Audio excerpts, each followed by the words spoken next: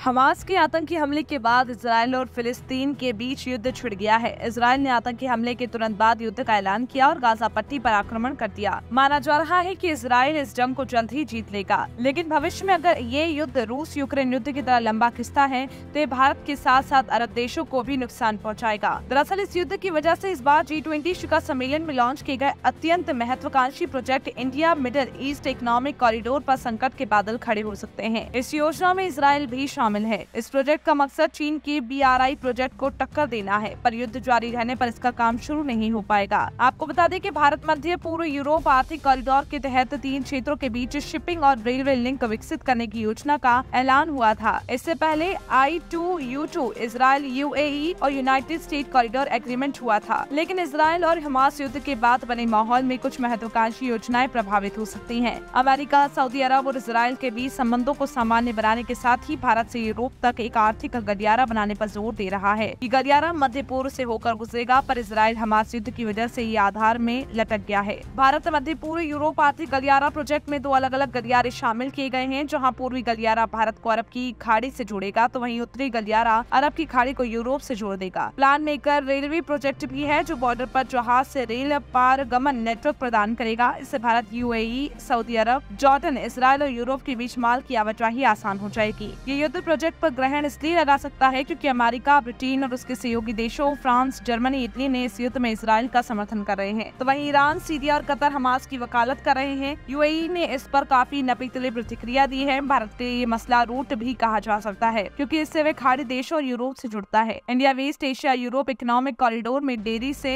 चीन की मौज आ जाएगी। चीन ने इस एरिया में तेजी से अपना दबदबा कायम कर रहा है। वे BRI प्रोजेक्ट को तेज करने में लगा है, तो वहीं चीन सऊदी अरब और ईरान के बीच दोस्ती भी करा रहा है। तमाम बड़ी खबरों पर हम आपको अपडेट देते रहेंगे, लेकिन तब तक के लिए आप हमारे चैनल को सब्सक्राइब करें।